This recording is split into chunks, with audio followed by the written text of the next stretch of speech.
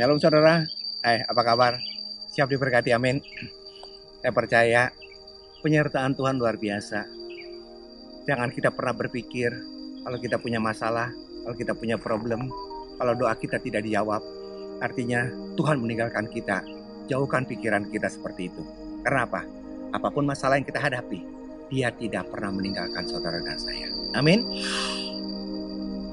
Dia tidak pernah mengecewakan saudara dan saya. Karena Dia begitu setia. Mati saja Dia mau buat saudara dan saya. Bagaimana mungkin Dia menelantarkan kita? Siap diberkati? Tundukkan kepala kita berdoa. Terima kasih Bapak, kembali kesempatan ini kami boleh ada bersama-sama menikmati firman-Mu yang luar biasa. Berbicara kepada setiap kami Bapak, tutup bungkus dan kuasa darah-Mu yang lemah, letih, lesu dan berbeban berat. Biarlah kelegaan Kau berikan pada setiap mereka, kelepasan Kau berikan kepada mereka, Tuhan kesembuhan ada menyertai mereka. Kami siapkan hati kami, di dalam nama Yesus kami berdoa. Haleluya, amin. Saudara, buka bersama dengan saya Yoel.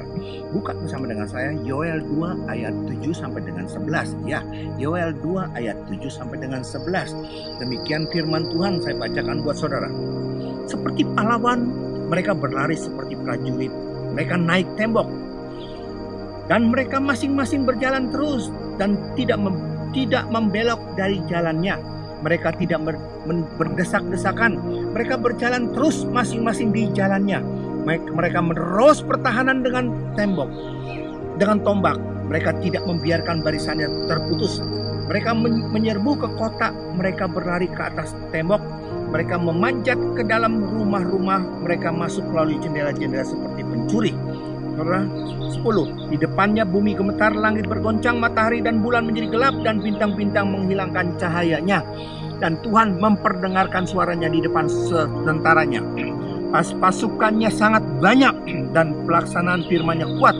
Betapa hebat dan dahsyatnya hari Tuhan. Siapakah yang dapat menahannya? Oke, perhatikan ayat 11b. Betapa hebat dan sangat dahsyatnya hari Tuhan. Siapakah yang dapat menahannya? Oh, luar biasa saudara. Luar biasa. Siapa yang dapat menahan? Siapa yang bisa menahan? Kekuatan daripada Allah. Kalau Tuhan sudah bekerja dengan luar biasa. Ada amin saudara? Itu yang terjadi. Itu yang luar biasa. Saudara, berapa banyak kita yang tidak mengerti cara kerja daripada Allah.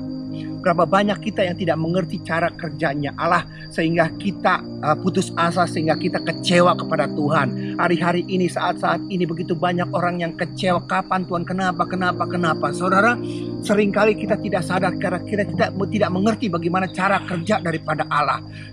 Bagaimana cara kerja daripada Allah? Kita lihat saudara. Ayo kita lihat firman Tuhan. Kita lihat firman Tuhan Markus 9 ayat 25. Ini salah satu cara kerja daripada Allah. 25. Ketika Yesus melihat orang banyak makin datang berkerumun, Ia menegur roh jahat itu dengan keras, katanya, "Hai kau roh yang menyebabkan orang menjadi bisu dan tuli, aku memerintahkan engkau keluar daripada anak ini dan jangan masukinya lagi." Saudara, ini yang pertama. Ini cara kerja Tuhan yang pertama. Ini cara kerja Tuhan yang pertama. Cara kerja Tuhan yang pertama adalah apa? Kalau kita punya masalah problem, dengan finger of God, dengan telunjuk daripada Tuhan berkata, "Hei setan yang membuat orang itu tuli dan bisu, aku perintahkan keluar dalam nama Yesus." Saudara, dan setan keluar, kesembuhan terjadi, mujizat terjadi. Amin. Seringkali kita tidak mengerti cara kerja daripada Allah. Kita kepingin semua masalah kita, problem kita selesaikan dengan cara yang ini. Roh kebangkrutan, roh sakit penyakit, roh hutang, kita usir dalam nama Yesus.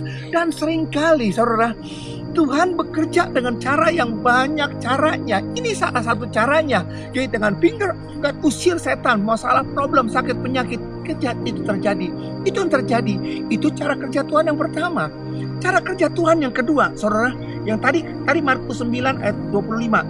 Saudara, sekarang 1 Samuel 30 ayat 8. Kemudian bertanyalah Daud kepada Tuhan. Katanya, "Haruskah aku mengejar gerombolan itu? Akan dapatkah mereka kususul?" Dan ia berfirman kepadanya, "Kejarlah, sebab sesungguhnya engkau akan dapat menyusul mereka dan melepaskan para tawanan." Saudara, ini penggalan daripada ayat Siklag terbakar. Daud begitu datang ke Siklag, ke tempat semua rakyat dan harta bendanya, Siklak terbakar, dirampok, habis semuanya. Istri, anak, gundik, budak, kambing domba, semua dirampas, habis dirampok. Dan waktu dalam keadaan seperti itu, rakyatnya bukan support, tapi rakyatnya lain. Ini gara-gara kamu. Daud mau dirajam sama batu. Dan saat itu Daud menguatkan dirinya, datang kepada Tuhan dan bertanya kepada Tuhan, Tuhan, haruskah aku kejar mereka, Tuhan? Dan Tuhan berkata, kejarlah. Tuhan berkata, kejarlah. Dan ya Daud mengejar. Coba saudara kritisi. Coba kita kritisi. Tuhan berkata, kejarlah. Ya kejar kemana? Saudara pernah ke padang gurun? Saudara pernah ke Israel? Semuanya tuh nggak ada arah, nggak ada jalan. Dan semua bisa menjadi jalan. Karena semuanya itu nggak ada jalan, itu semua bisa menjadi jalan. Harus kejar kemana? Dan di tengah perjalanan, Daud, rombongan ketemu dengan budak yang sakit kelaparan hampir mati yang ditinggal oleh majikannya. Inilah cara kerja Tuhan. Cara kerja Tuhan yang pertama adalah direct, langsung usir dalam nama Yesus. Cara kerja Tuhan yang kedua adalah Tuhan memberikan tanda-tanda. Dan di sini diperlukan kepekaan kita. Ada celah yang kecil yang dimana itu merupakan pintu untuk kita masuk ke dalam berkat Allah yang luar biasa. Saudara bisa bayangkan Daud di tengah kesedihannya, problem dan masalah yang begitu besar. Istri, gundiknya, anaknya, budak, harta benda, dan semua rakyatnya habis dirampok. Bisa-bisanya dalam keadaan kepepet dia perlu waktu. Bisa-bisanya dalam keadaan kepepet seperti itu malah dia ngurusin orang, ngurusin budak. Budak tuh gak ada harganya, saudara. Dia ngurusin budak di sana. Terus apa? Buang waktu di sana. Apa untungnya mengurusi budak yang kelaparan hampir mati dan sakit itu? Tapi itulah celah. Itulah pintu celah untuk dia bisa diberkati luar biasa. Saudara, inilah. Seringkali kita tidak mengerti cara kerja Tuhan. Cara kerja Tuhan, ingat, yang pertama kita pakai otoritas daripada Allah, usir setan. Ada amin? Kedua, kita berdoa. Mungkin Tuhan tidak memakai otoritas seperti itu, tetapi Tuhan memberikan Tuhan memberikan celah, memberikan pintu untuk kita masuk dan menerima berkat Allah. Tapi yang ketiga, saudara, inilah dia. Apa yang ketiga, saudara? Kita lihat ayat ke-7. Yoel 2 ayat 7. Yoel 2 ayat 7. Tadi 1 Samuel 30 ayat 8, sekarang Yoel 2 ayat 7, saudara. Yoel 2 ayat 7, firman-Nya berkata, seperti pahlawan mereka berlari, seperti prajurit mereka naik tembok. Saudara, seperti prajurit mereka naik tembok. Judul khotbah saya pada kesempatan hari ini, panjat tembok masalahmu. Panjat tembok masalahmu. Ini yang Tuhan mau, saudara. Seringkali, saudara, Tuhan bisa menyelesaikan masalah, problem. Dengan otoritas kuasa, Tuhan bisa ngusir itu segala sesuatu. Tuhan bisa memberikan kode celah untuk kita bisa masuk diberkati. Tapi seringkali juga, cara kerja Tuhan. Tuhan izinkan kita ada di sana. Untuk apa? Terlibat di dalam Dia. Kita naik. Itu tembok penghalang, tembok masalah, tembok pergumulan, tembok sakit penyakit, tembok utang piutang. Tuhan bisa membebaskan, melepaskan, menyembuhkan, memberkati kita.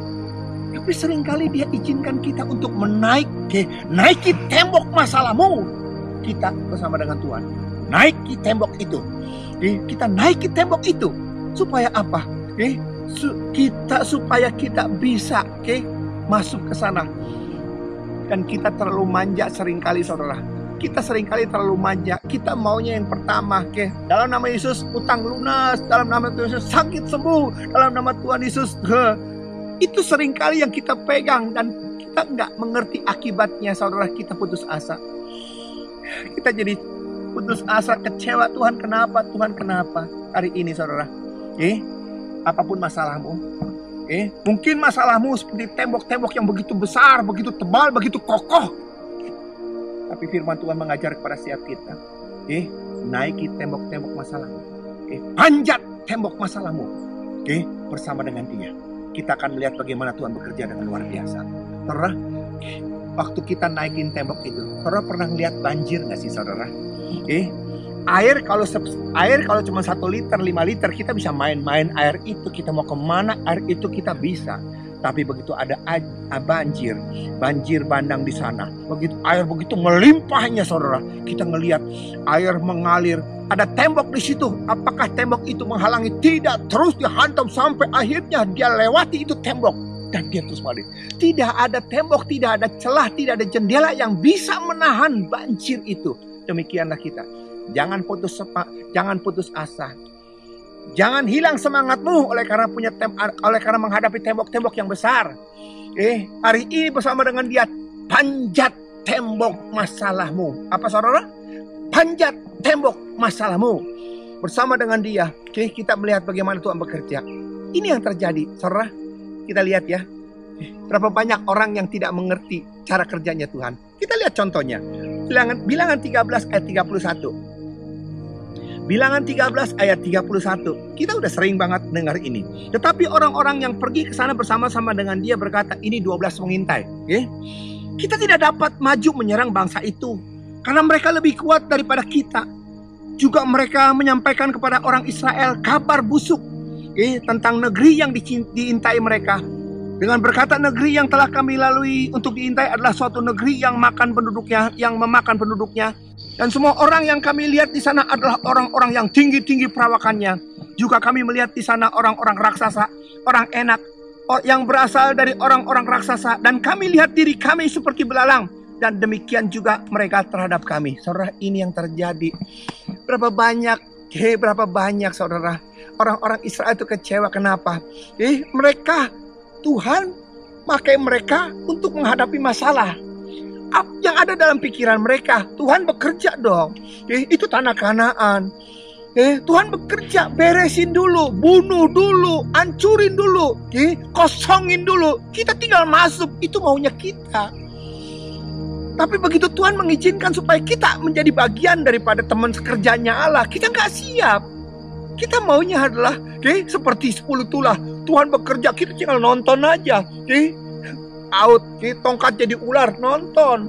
Laut sungai Nil jadi darah, nonton. Tuhan berdoa, katak datang, nonton. Belalang datang, nonton. Kita nggak pernah tahu dan bagaimana kok bisa katak begitu banyak, kok bisa belalang begitu banyak, kok bisa air sungai bisa jadi darah, kok bisa. Kita nggak peduli, kita cuma nonton asik. Bagus, luar biasa. Luar biasa. Kita terlalu asik untuk nonton Tuhan bekerja dengan luar biasa. Tapi begitu kita diperhadapkan menjadi teman sekerjanya Allah, untuk apa? Mengambil bagian dalam persoalan masalah, untuk memanjat tembok, kita bersama dengan kita yang manjat, saudara. Kita nggak siap. Di situ mereka ketakutan. Mereka berkata gini, nggak ada kuburan kah? Kenapa Tuhan mau bawa kita? Tuhan benci sama kita. Tuhan mau kita mati. Tuhan mau segala macam, saudara. Satu hal, kau tidak kenal siapa Tuhan. Kau tidak pernah tahu kenal siapa Tuhanmu. Hari ini, kalau doamu tidak dijawab, masalahmu tidak terselesaikan, doamu sepertinya stuck. Jangan putus asa, amin. Jangan putus asa, amin. Karena Tuhan mau saudara dan saya terlibat di dalam pekerjaan Tuhan. Panjat tembok masalahmu. Kenapa? Karena kita tahu bersama dengan dia kita cakap. Ada amin? Mereka ketakutan. Mereka tidak tahu bagaimana Tuhan bekerja. Kita lihat Tuhan bekerja bagaimana. Yosua 2 ayat 10. Yosua 2, sebab kami mendengar bahwa Tuhan telah mengeringkan laut Tebrau di depan kamu ketika kamu berjalan keluar dari Mesir, dan apa yang kamu lakukan kepada kedua raja orang Amori dan yang di seberang sungai Yordan itu, yakni kepada Sihon dan Og, yang telah kamu tumpas. Ketika kami mendengar itu, tawarlah hati kami, dan jatuhlah semangat setiap orang menghadapi kamu. Sebab Tuhan Allahmu ialah Allah di langit, di atas, dan di bumi, di bawah. Saudara, siapa yang berkata seperti ini? Rahab. Ini Rahab kapan? Zaman Yosua. Waktu kita tadi bilangan 13, itu zaman Musa. Zaman Musa ke zaman Yosua. Zaman Musa dan Yosua. Dari zaman Yosua ini mereka sudah ketakutan. Ketakutannya udah dari dulu, dari zaman ini. Tapi mereka di dalam zaman Musa, mereka malah tidak tahu. Mereka malah ketakutan. Musuh udah takut sejak zaman Musa sampai ke zaman Yosua. Tapi mereka di zaman Musa udah mereka sendiri yang ketakutan. Dan lihat, musuh takut karena apa?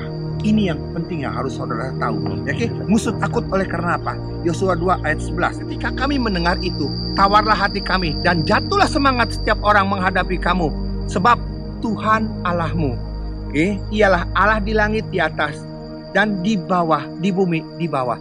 Jadi orang-orang Kanaan itu takut. Takut bukan karena kekuatan daripada tentara Israel.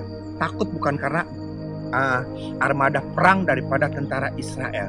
Mereka takut karena apa? Karena Allah daripada Israel yang luar biasa, yang membelah laut Teberau itu yang membuat mereka terpukau. Jadi hari ini saudara, ironis banget ya saudara ya, ironis banget saudara. Musuh takut kepada tentara Israel. Musuh takut kepada Israel bukan takut kepada kekuatannya, bukan takut karena jumlah tentara Israel, bukan takut karena hebatnya tentara Israel. Mereka takut kepada Allah yang menyertai Israel. Apa saudara? Mereka takut kepada Allah yang menyertai orang Israel. Tapi ironisnya, orang Israel sendiri tidak merasa disertai oleh Tuhan, sehingga ada rasa takut. Itu kan yang ironis banget.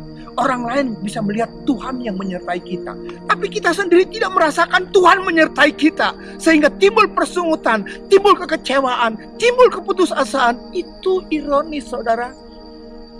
Bersyukur saudara dan saya, kita ada dalam perjanjian baru. Dalam perjanjian lama, Roh Allah Roh Kudus itu bisa keluar masuk saudara. Tapi kita di sini perjanjian baru, Roh Allah Roh Kudus terus menyertai kita. Doa dijawab atau tidak dijawab, sembuh atau tidak sembuh, merasa atau tidak merasakan, Dia tetap ada menyertai saudara. Amin. Dia tetap ada menyertai saudara. Kita lihat contoh yang luar biasa saudara. Contoh penyertaan Tuhan yang luar biasa. Kita lihat 1 Samuel 17. 1 Samuel 17 ayat 33. Saudara, ini berbicara siapa? Daud, Saul dan Daud menghadapi Goliat. Ayat 33, firman-Nya berkata apa? Tetapi Saul berkata kepada Daud, tidak mungkin engkau dapat menghadapi orang Filistin itu untuk melawan dia, sebab engkau masih muda, sedang dia sejak dari masa mudanya telah menjadi prajurit. Tapi Daud berkata kepada Saul, hambamu ini biasa mengembalakan kambing domba ayahnya. Apabila datang singa atau beruang yang menerkam seekor domba dari kawanannya, maka aku mengejarnya, menghajarnya, dan melepaskan domba itu dari mulutnya. Kemudian apabila ia berdiri menyerang aku, maka aku akan menangkap janggutnya, lalu menghajarnya dan membunuhnya. Baik singa maupun beruang telah dihajar oleh hambamu ini, dan orang Filistin yang tidak bersunat itu, ia akan sama seperti salah satu daripada binatang itu, karena ia telah mencemooh barisan daripada Allah yang hidup. Mencemooh barisan Allah yang hidup. Karena Saul dan Daud, Saul melihat masalah, dia lihat, dia ukur dengan kekuatan kemampuannya dia. Berapa banyak orang seperti itu.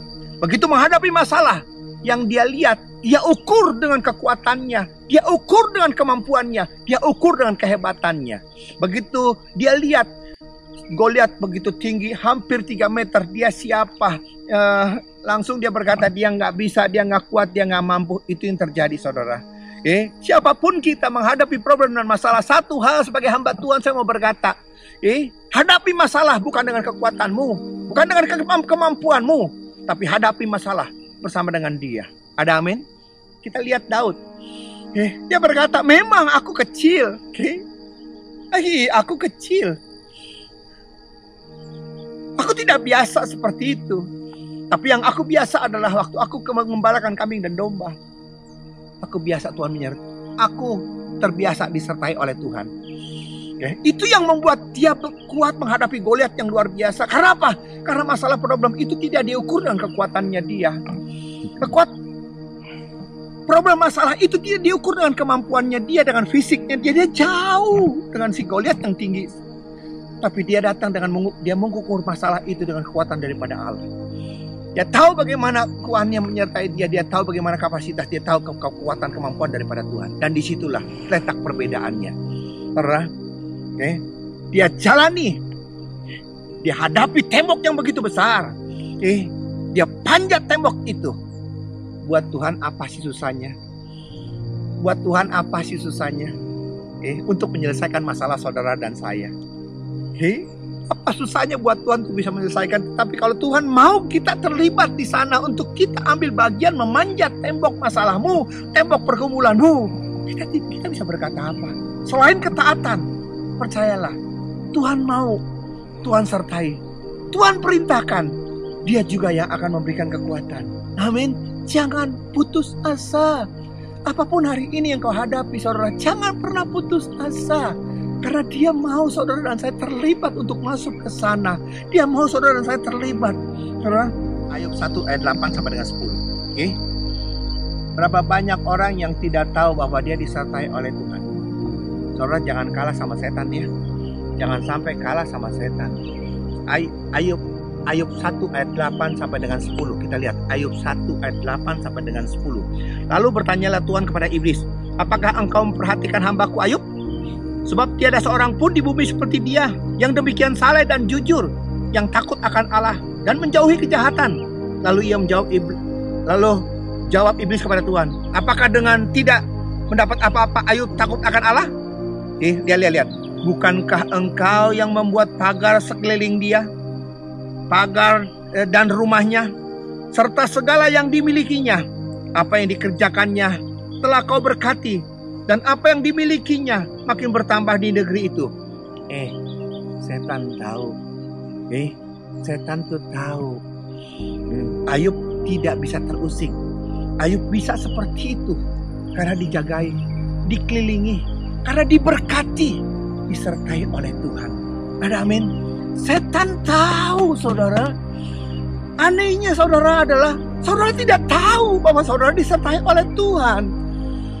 Sehingga waktu saudara berdoa, Tuhan kapan? Tuhan kenapa? Tuhan kenapa? Sekalipun doamu tidak dijawab, sekalipun masalahmu tidak selesai, itu bukan berarti Tuhan tidak ada menyertai saudara. Amin saudara. Dia tetap menyertai kita saudara. Dia tetap menyertai saudara dan saya. Setan aja tahu. Setan aja tahu bahwa kita tuh disertai oleh Tuhan. Ironisnya kita sebagai orang percaya, malah kita tidak tahu bahwa kita disertai oleh Tuhan. Itu yang terjadi saudara. Saya teringat dengan satu ilustrasi saudara. Saudara pernah dengar cerita pendeta ya dalam keadaan pandemi seperti ini, pendeta juga kena imbasnya.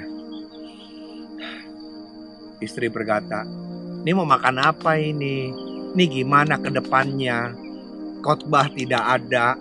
Masalah tidak tahu kapan selesainya. Kapan ibadah lagi juga mulainya tidak tahu. Sedangkan kita makan. Itu perlu. Harus. Itu tidak bisa dihindari. Suaminya berkata, ya udah sabarlah. Berdoalah.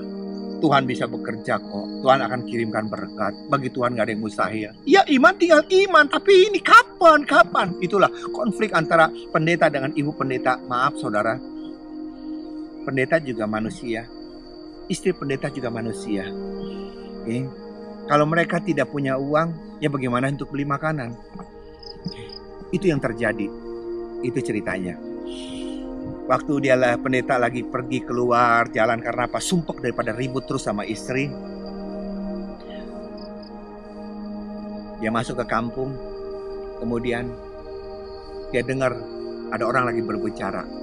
Waduh, itu pohon gede. Oh, kemarin ada orang yang mati di sana. Tertarik dong. Kenapa? Ada orang kemarin, dia sombong bukan main. Dia datang mau menebang pohon itu. Udah ketahuan itu pohon besar. Udah tahu itu pohon angker. Jangan ngusik-ngusik. Jangan ngusik-ngusik. Siapa yang ngusik pasti mati.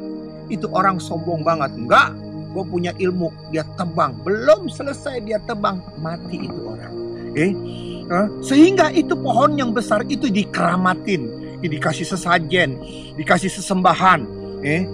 pendeta berkata, wah ini desa gue bisa jadi rusak nih.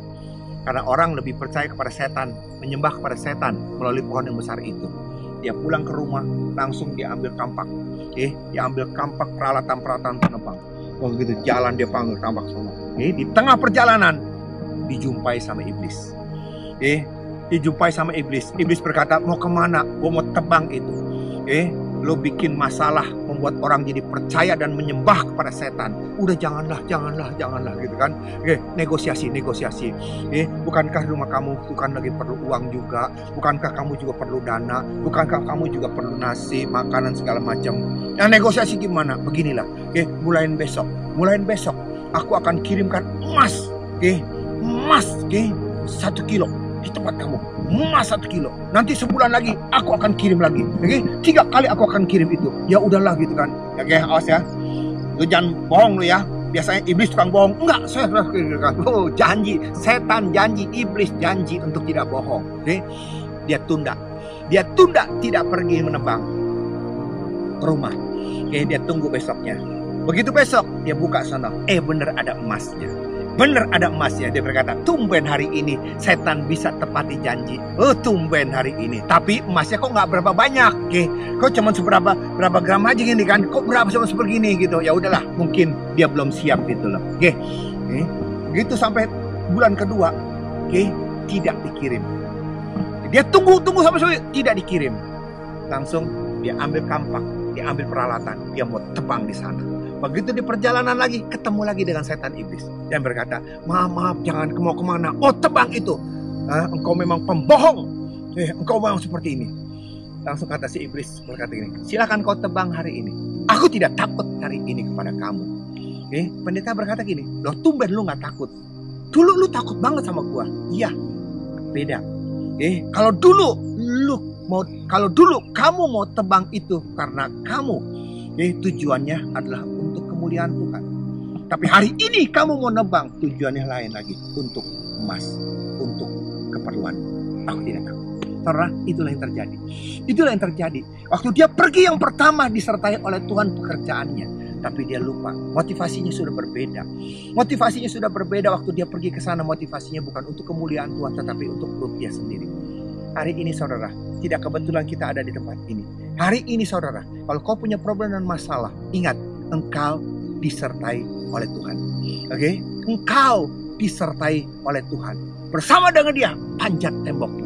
Kalau kau tidak tahu disertai oleh Tuhan sehingga langkahmu sesuai dengan keinginanmu, sesuai dengan perutmu, sesuai dengan kemauanmu semata-mata, kau akan kecewa. Tapi kalau kau tahu kau disertai oleh Tuhan, kau tanya sama Tuhan, dalam masalah seperti ini, apa yang aku harus kerjakan Tuhan? Apa yang engkau inginkan untuk aku kerjakan? Dan di situ terobosan Tuhan akan ada menyertai kita. Ada amin? Jangan putus asa. Bangkitkan semangatmu. Panjat tembok masalahmu. Bersama dengan dia, kita cakap menanggung segala perkara. Amin? Tundukkan kepala kita berdoa. Terima kasih Tuhan. Firman-Mu sudah hamba sampaikan. Biar mereka yang putus asa karena mereka tidak tahu cara kerja Tuhan hari ini, mereka dibongkar, diingatkan. Kadangkala Tuhan memakai kita menjadi teman sekerjanya Allah untuk memanjat tembok-tembok problem masalah kami masing-masing. Kami siapkan hati kami untuk bekerja bersama dengan Engkau. Dan kami percaya, kami cakap menanggung segala perkara. Karena Tuhan menyertai kami. Berkati negara kami, Presiden, Wakil Presiden, Gubernur, Dokter, Suster, dan semua jajaran. Biar penyertaan-Mu ada menyertai memberkati mereka. Karena ada doa orang benar, negara kami dilindungi, dijagai, ekonomi dipulihkan. Terima kasih Bapak. Berkati jemaat-Mu dimanapun mereka berada. Sukacita, damai, sejahtera menyertai mereka. Mampukan mereka Tuhan. Berikan kekuatan kepada mereka untuk mereka masing-masing memanjat tembok-tembok pergumulan mereka. Dan meraih kemenangan bersama dengan Tuhan. Haleluya. Amin. Demikian saudara firman Tuhan. Sampai jumpa dalam sesi yang akan datang. Tuhan Yesus berkati. Shalom.